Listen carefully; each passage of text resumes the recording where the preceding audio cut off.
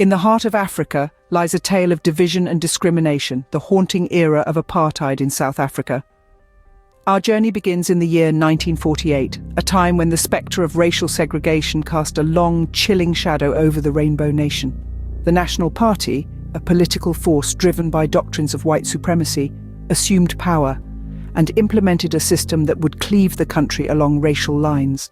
This was the birth of apartheid, a brutal era of racial segregation and discrimination that would last for more than 4 decades. The word apartheid itself is an Afrikaans term, meaning apartness or separateness. And true to its name, it created a world where racial identity determined every aspect of life. From where one could live, to which schools one's children could attend, the colour of one's skin became a sentence, consigning millions to lives of hardship and injustice. The policies of apartheid were enforced with an iron fist. The government established separate homelands for black South Africans, uprooting families and communities. Non-whites were denied the right to vote, excluding them from the political process. The authorities wielded an extensive arsenal of oppressive laws, stifling any form of dissent. The chilling reality was that these policies were not mere political whims, but enshrined in law. The Population Registration Act, the Group Areas Act, the Bantu Education Act. These were but a few of the legal instruments used by the apartheid regime to maintain their stranglehold on power. Yet, as the world watched in shock and despair, a glimmer of hope emerged. The seeds of resistance were being sown deep within the heart of South Africa. The oppressed were not silent, and the world was beginning to listen. But that, dear listener, is a tale for another time. For now, we leave you with this. As the world watched in shock and despair, the seeds of resistance were being sown deep within the heart of South Africa. The 1960s saw the rise of a determined resistance against the oppressive regime. As the decade unfolded, the struggle against apartheid took a dramatic turn. The Sharpeville massacre in March of 1960 was a pivotal moment that sparked outrage both locally and internationally.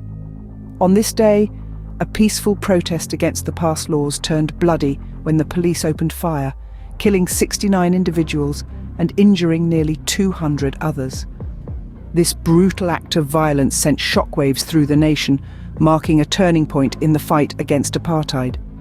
In response to the escalating oppression, resistance groups began to form, adopting more militant strategies. The African National Congress, or ANC, had initially advocated for non-violent protest. However, the Sharpeville massacre prompted a shift in strategy. The ANC established Umkhonto we Sizwe, or Spear of the Nation, an armed wing of the organisation. Its formation signified a radical departure from previous tactics, acknowledging that the path to liberation might necessitate armed resistance. Umkhonto we Sizwe launched its first acts of sabotage against government installations in December of 1961. These acts were carefully calculated to avoid loss of life, targeting symbols of the apartheid regime rather than individuals. The goal was to apply pressure on the government and draw attention to the unjust nature of apartheid. But the government hit back hard, banning the ANC and imprisoning its leaders. Yet this did not quell the spirit of resistance. Instead, it fueled the fire, inspiring a new generation of activists who refused to back down. The struggle was far from over. The 1970s and 80s would see further crackdowns, more violence, and an unyielding spirit of resistance. The world was watching, and the pressure was mounting. The fierce spirit of resistance had been ignited, and there was no turning back. As the cries for freedom echoed across the globe, South Africa found itself increasingly isolated. This isolation was not just geographical, but political and economic as well. The international community was not blind to the injustices of apartheid.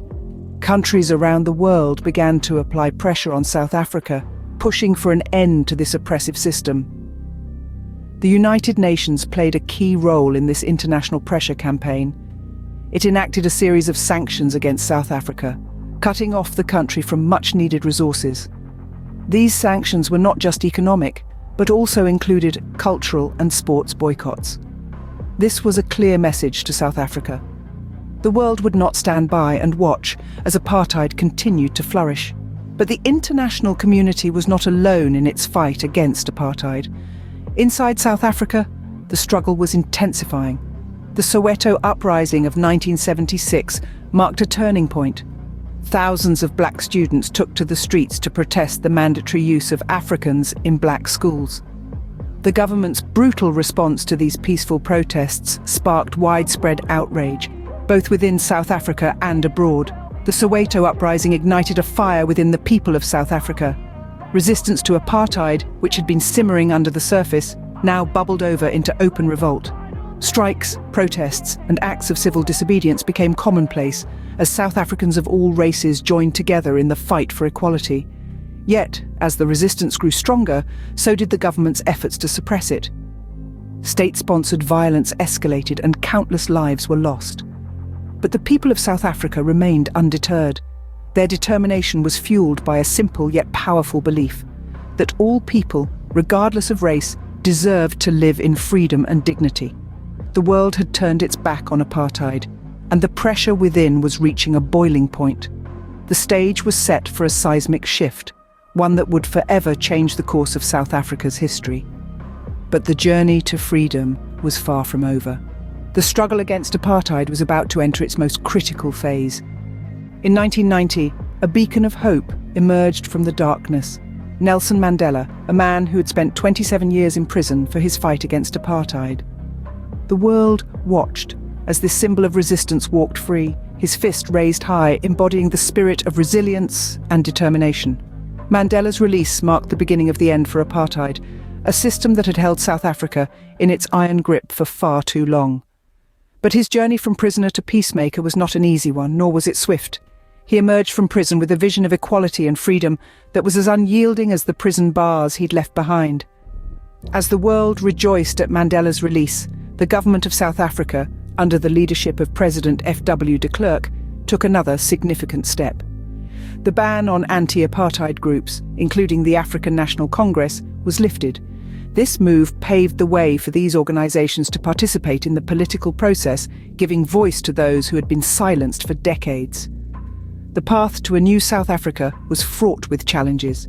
Negotiations between the government and the anti-apartheid groups were tough, filled with setbacks and moments of despair. But Mandela, ever the peacemaker, remained committed to the cause of freedom and equality. He knew that the road to freedom was long and winding, but he also knew that a journey of 1,000 miles begins with a single step. As the negotiations progressed, the world held its breath. The stakes were high, and the outcome was uncertain. But with each passing day, the dream of a free and equal South Africa was coming closer to reality. The darkness of apartheid was beginning to recede, and in its place the first glimmers of a new dawn were starting to appear. The long road to freedom had seen its darkest days, and now the dawn of a new era was on the horizon. In 1994, the sun finally rose on a free South Africa. The dawn of this year marked an epochal moment in the country's history as it held its first democratic elections.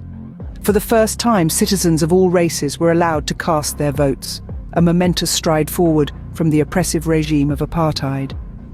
Millions of South Africans queued for hours, their faces etched with hope and anticipation to exercise their newly acquired right to vote. The results of this landmark election brought the African National Congress to power, with Nelson Mandela, once a prisoner under the apartheid regime, as the nation's president. But the end of apartheid was not just about a change of government or the introduction of new policies. It represented a profound shift in the social, political and economic fabric of South Africa. It was about the country taking the first steps towards healing from the deep divisions of its past and striving to build a future that embraced all its citizens. The new South Africa faced immense challenges. The scars of apartheid ran deep, and the task of rebuilding a racially divided nation was daunting. Yet there were also remarkable triumphs. A new constitution, hailed as one of the most progressive in the world, was adopted, guaranteeing equal rights for all. The Truth and Reconciliation Commission, established to confront the atrocities of the past, paved the way for a national healing process. Despite the struggles and the trials, South Africa did not crumble under the weight of its past. Instead, it emerged stronger, its spirit undaunted. The end of apartheid and the birth of a new South Africa is a testament to the resilience of its people and their unyielding desire for justice and equality.